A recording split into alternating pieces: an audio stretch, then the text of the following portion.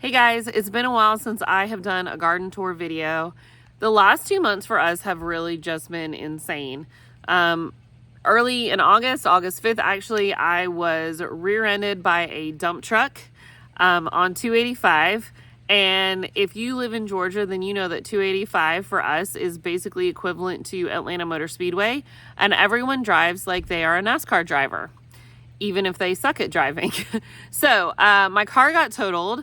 Tracy's truck blew up on the side of 75 in the middle of him going to work, and he goes to work at 3 a.m. We ended up getting another truck for him, and that truck started having problems. And then when we went to get my car fixed, they ended up totaling out my vehicle, and I had 10 days to get another car, as that's the length that they gave me for my rental. On top of that, in August, we started our school year. And then last Friday, my mom's house flooded. And so we have just been dealing with a whole bunch of everything all at once. And it's funny because I saw this meme the other day, and it was talking about when you pray to God for patience, does he actually give you patience, or does he just give you opportunities in which to learn how to be patient?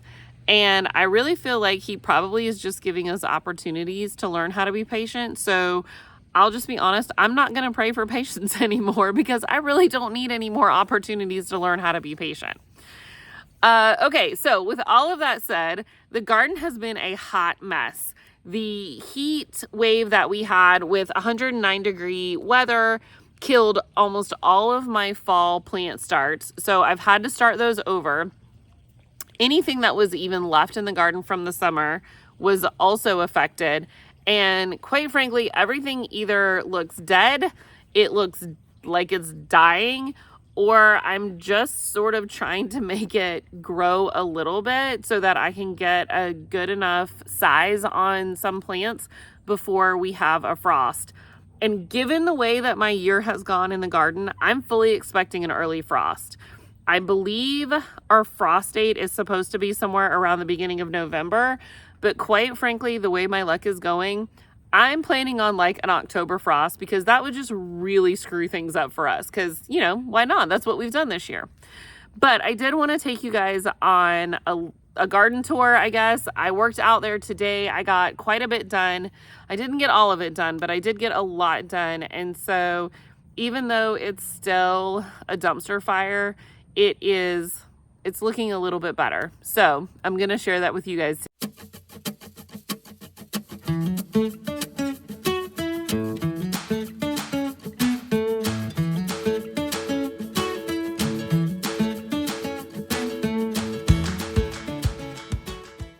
So the first thing I actually have to show you guys is our front yard. We put our chicken coop, after we killed our meat birds, we are just down to this one chicken tractor back here with some of our laying hens. They are honestly on their way out and will probably get turned into chicken sausage in the next few months.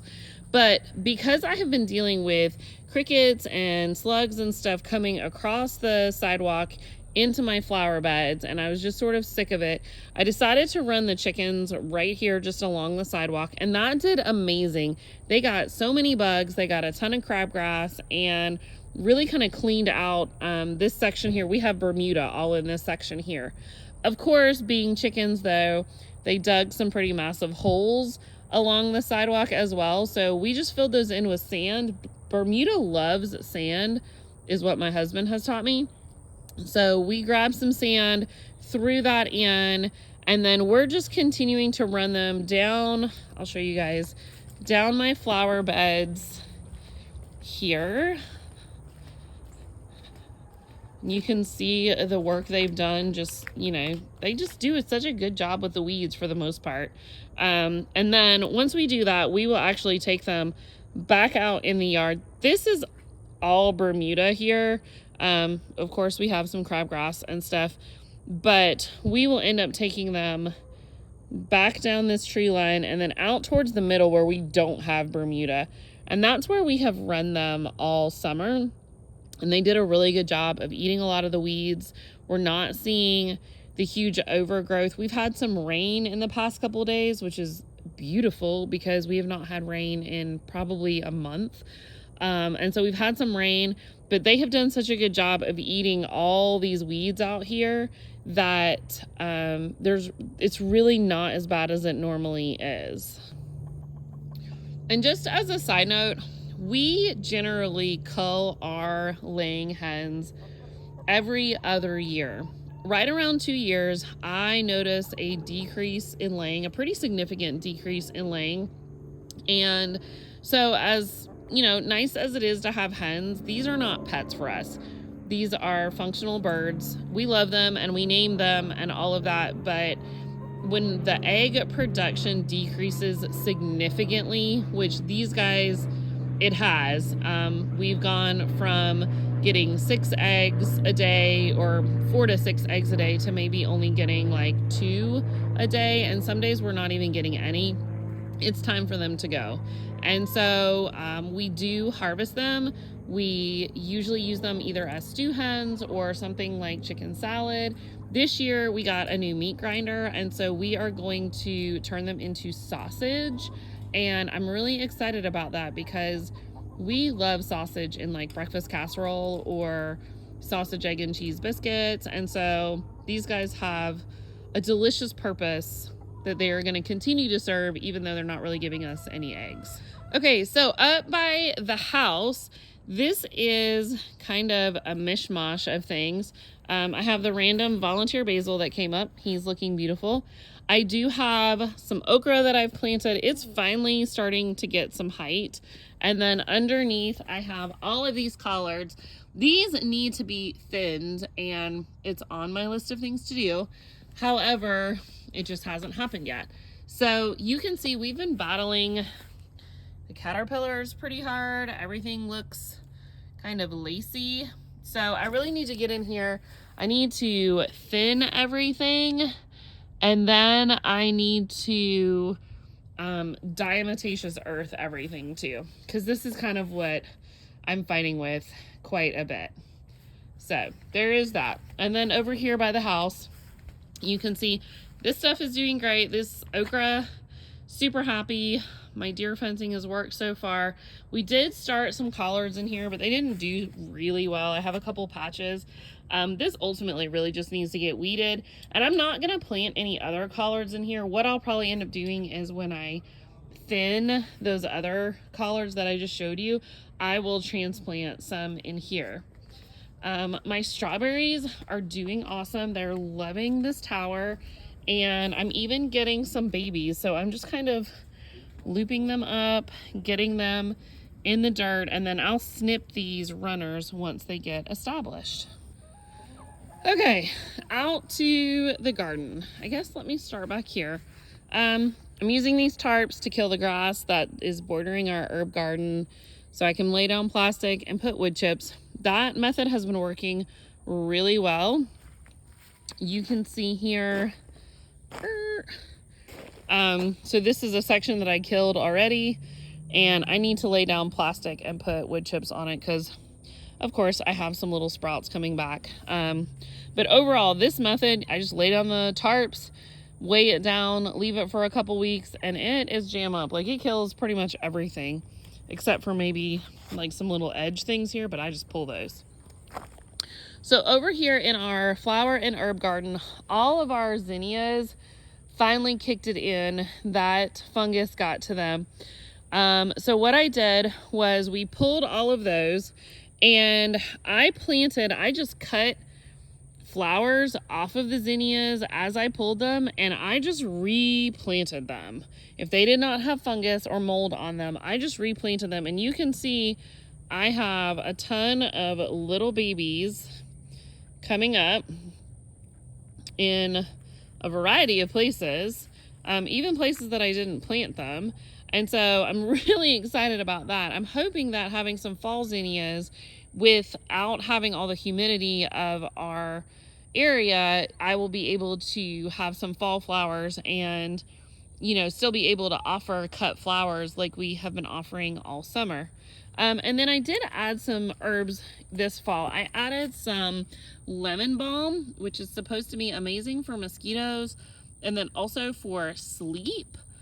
And then I added sage this year, and I'll be honest with you, I've been loving this little sage plant. It has done so well. I've been clipping off the really big leaves and putting those in my dehydrator, and I'm saving those for sausage and turkey this year and stuff like that.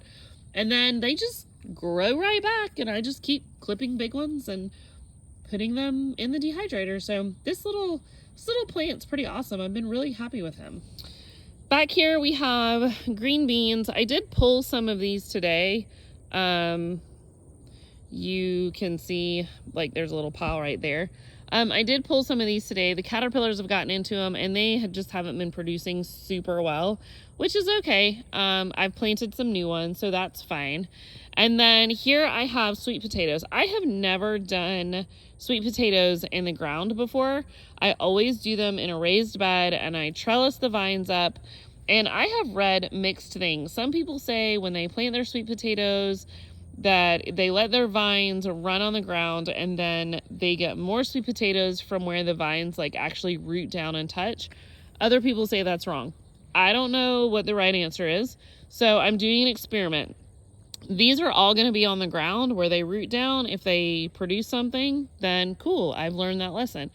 But I do have a ton in my raised beds, and those vines are trellised. I'll show you those in just a minute. So I'm trying it both ways to see basically what can I get the better harvest out of. Is it better to get more sweet potatoes if I can this way, or is it just better to get bigger sweet potatoes in the raised bed? So everything in this section right here is basil that is basically spent. I had to pull a fence out of here today so that I could use it to fence off the collards and the okra that were up by the deck. So this basil I will get processed this week. I will most likely dry it because I think I'm out of jars for pesto. I've also made a whole bunch of pesto already. So this basil will get pulled this week. And then I've got okra here. I planted green bean seeds in there today. And then I have green beans up here that are still doing really well. Over here, I have sweet potatoes and strawberries together. I've never done that before, so that's sort of an experiment for me. And then here you can see I have sweet potatoes on either side of this box. Let me come around here so I can get a better view. I have sweet potatoes on either side of this box here, and then also that box there. And right now that's basically the only thing that is in those two boxes. This box had some zinnias. It has some leftover like asparagus plants, but they're not really doing a whole bunch. So I just cut all these zinnias out so that I could get to the sweet potato vines. I'm trying to get them to trellis up. Once I pull the sweet potatoes out of here, I will try to start some carrots if it's not too late in this season. But I'm not sure what it's gonna do again with the weather. So I'm just sort of playing these two by ear. If I don't get carrots started this fall for here, then I will just take that time to amend these two boxes really well and get them ready for a spring carrot planting. So either way, it's fine. And then if I swing around here, this box has kind of turned into like the mishmash of all boxes. So originally what I planted in here were collards and kale. The collards have come up great. Of course, caterpillars have attacked them. Dealing with it, it's not a big deal. They're starting to taper off since the weather has cooled down a little bit. Then I had a whole bunch of sunflowers pop up, which I was like, okay, cool. So we're keeping the sunflowers. Then I had cucumber vines pop up all along here and all through there, you can see. So I was like, okay, so I've trained those to go on the fence. I had already planted some carrots all along the perimeter of the entire box. So now I have some carrots going. And then in the middle, I had some tomato plants come up. And I have no idea what kind of tomatoes they are, but they're looking really good. So I threw a trellis in there, and we are just gonna call it a day, and we're gonna see what happens. And I don't know. It's what we're doing. this area, I had pulled the plastic up and I had pulled all the wood chips up, and I was planning on prepping it for planting in the spring. And then our life happened. So I put the plastic back down because, of course, grass has started growing. But I do think I want to go ahead and try to at least broad fork all of this and throw some green beans or some kale or just something in here to try to get some soil amendments done in here and just try to get this ready for spring planting.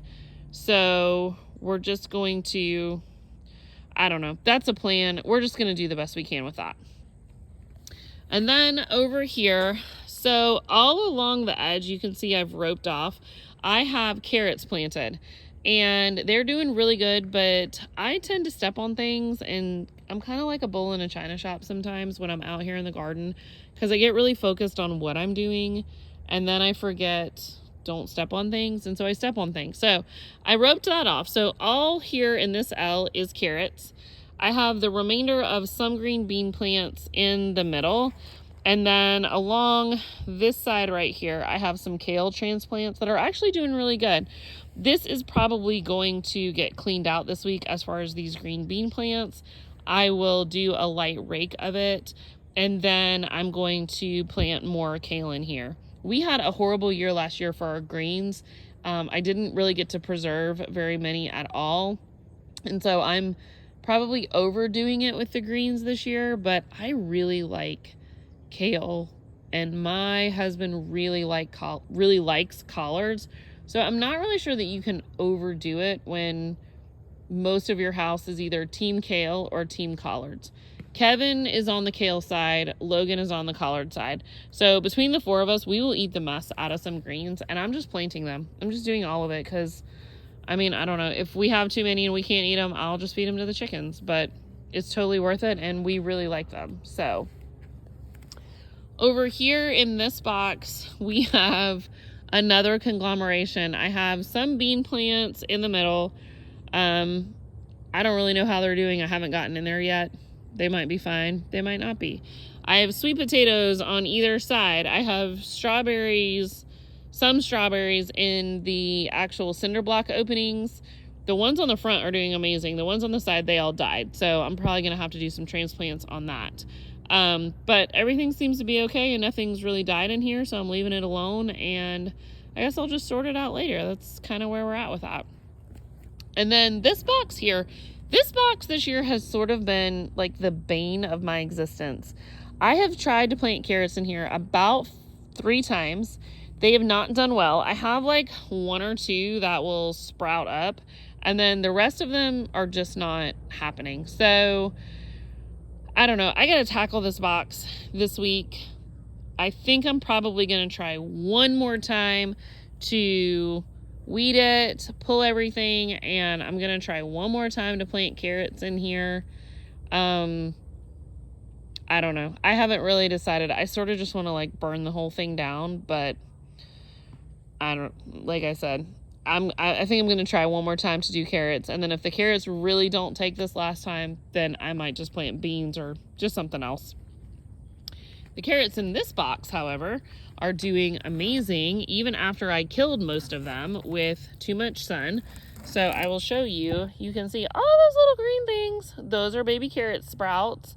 So I'm just keeping this green shade cloth on them so that the sun is not too much for them, and letting them get a little bit more established.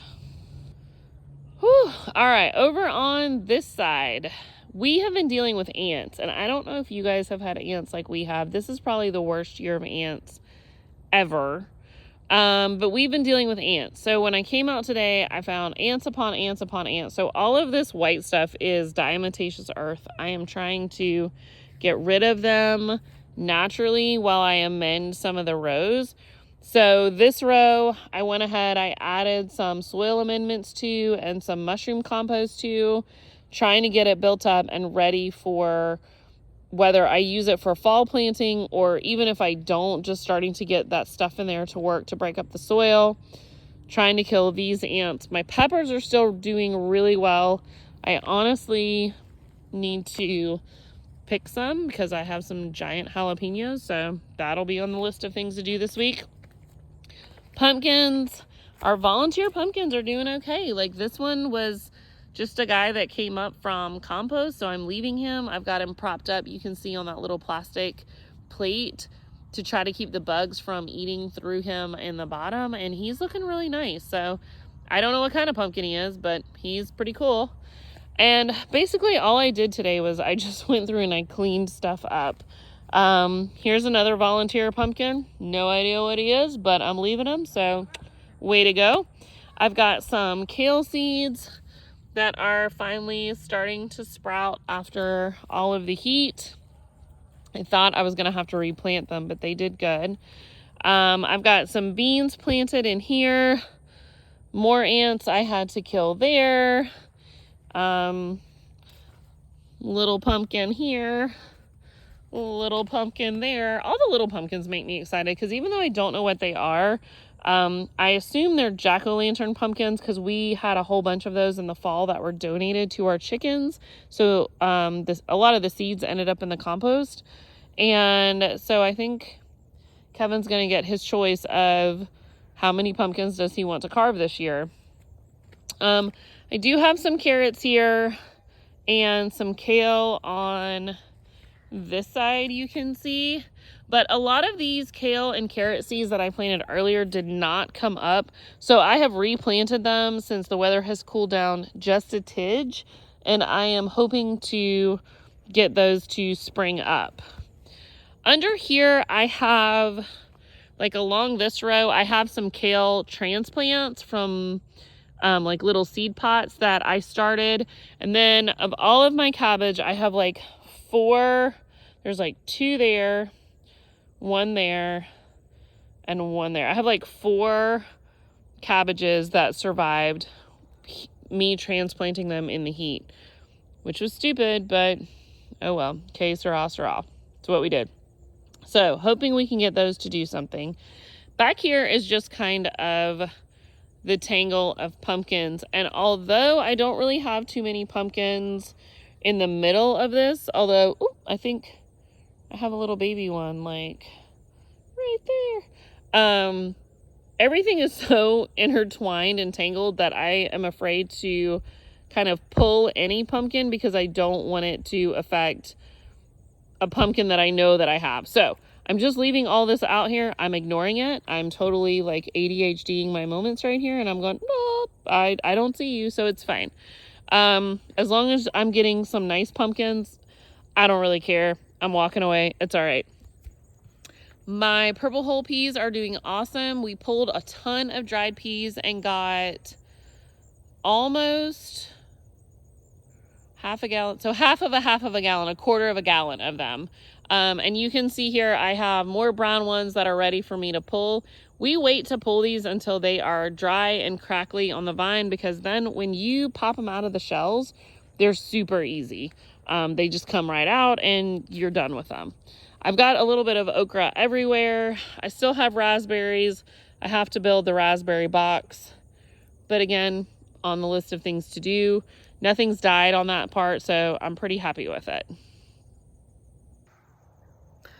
So just a quick tour through the garden. Now that we have had some 80-degree days and some 60-degree nights, it feels like everything out here is just going, thank you. And even though our life has been insane the last month and a half, I still love coming out here and just kind of like sweating it out and doing the things. So even in the areas that I don't have anything planted, because I do have a big load of garlic coming in to plant, what I've been focusing on is, as I pull dead things out and kind of clean things up, I've gone ahead and started amending each of my rows. So our local greenhouse lost my train of thought. Our local greenhouse sells a variety of soil amendments. One is just a bag that is like of mixed things, and it's called Soil Amender. And then another one is mushroom compost. And because I can do chicken compost from here, but I have to age it, I am still in the process of purchasing some compost because all of our in-ground rows are still very clay heavy. And so I am trying to get them as healthy as I can, as fast as I can. Now, this does cost money. And so for me, I have to do it step by step. Once a month, I go down, I get 2 bags of their mushroom compost, and I get 2 bags of their soil amendment mix. And I basically mix a bag of each together in my wheelbarrow. And then that gives me about 3 rows of amendments that I can mix in with the clay and get that soil doing better. This is a long-term process. This is not anything that I'm going to do quickly, mostly just because I don't have the cash to do it and I still have things growing. So in some of these rows up here where the tomatoes died and I have pulled those, I've started amending those rows after I've killed the ants, of course, because there's always ants. But I've started amending those rows so that as I get my fall stuff put in, or even if I don't actually plant anything, then I am still getting all of that goodness in the soil for it to kind of age and work through the winter with the rains and the freezing and all of the weather, so that in the spring it's ready for me to plant what I need to plant. So this is another really easy way for me to budget. And if you are on a budget and you're trying to do a garden, I can't buy everything in the spring. I can't buy everything in the fall, but what I can do is every month buy a few things, 4 bags, and it costs me maybe $20 to $30. I'd have to look to double check, but I can do 4 bags once a month and do a little bit. And then the next month, do a little bit. So that means in January and February, I'm going to be amending garden rows. It's going to be cold and I'm going to be dealing with it, but it's still going to give me the long-term effect that I need. And that's how I have to do it. And so it's just what we do. But now that we're into fall and weather is a little bit more cooperative, it does feel nicer to work out here. And I'm excited that I'm finally able to get some of the fall garden in and not have it all die on me. So I hope this video gave you a little bit of motivation to get some fall stuff in. Right now, you could do a planting of green beans. You could get carrots in, kale, collards, any kind of greens, mustard greens. Lettuce would be great right now. Anything that doesn't mind cooler weather is going to be what you're wanting to plant right now. Your window for green beans is closing pretty quickly if you are in zone 8, 8A, 8B. We kind of straddle the line on that. If you're in zone 8 though, I don't know that I'd plant green beans much further past like this week or next. I'm going to go ahead and do one more planting. I'm finishing that this week. I got 4 or 5 rows planted today. I'm going to do a few more and then I'm going to let it go because we'll have a frost before they mature and I don't want to waste all that seed. So, but like lettuce and stuff like that, you could go ahead and get it in and you have plenty of time before our expected first frost. So I hope this helped and I will talk to you guys soon.